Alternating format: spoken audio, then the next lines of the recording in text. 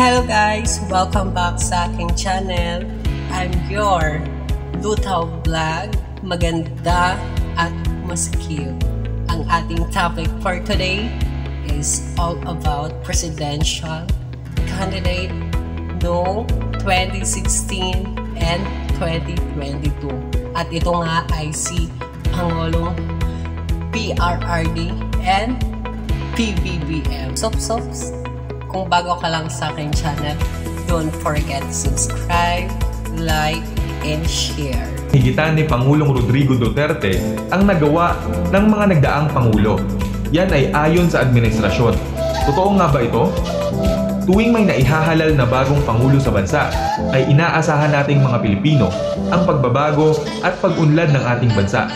Ngayong mayroon na lamang mahigit isang taon na natitira sa termino ni Pangulong Duterte, nakita mo ba ang inasahang pag-usbong ng bayan?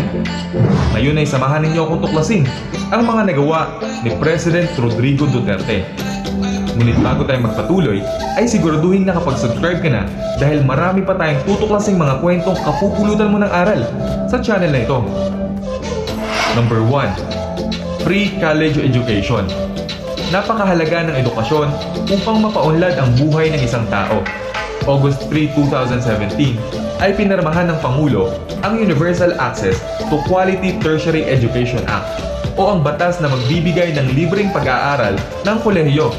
Sinasabi sa batas na lahat ng mag-aaral ng kolehiyo sa 112 na state universities and colleges at 78 na local universities at colleges ay wala nang babayarang tuition fees o miscellaneous fees.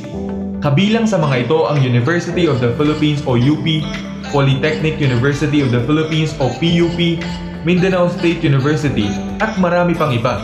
Inaasahang milyong-milyong mga Pilipino ang makikinabang sa batas na ito at magdadala ng pag-unlad sa pamumuhay ng maraming taong magsisikap na makapagtapos ng pag-aaral. Number 2. War on Drugs. Habang nangangampanya para sa eleksyon ng pagkapangulo noong 2016, ay paulit-ulit na ipinangako ng nooy Davao City Mayor Duterte na susumpuin nito ang problema ng bansa sa droga sa loob lamang ng 3 to 6 months. Sa pag-upo niya bilang Pangulo ay agarang inulunsad ang malawakang war on drugs na ayon sa kanya ay pinaglaanan ng bilyon-bilyong pondo. Nagkaroon ng oplan tokhang ang PNP sa buong bansa upang hulihin ang mga drug suspect. Mukha namang maganda ang kinalabasan at ayon sa datos ng gobyerno ay mayroong 260,000 na tao ang nahuli at nasa 6,000 naman ang napatay sa mga operasyon o ang mga nanlaban.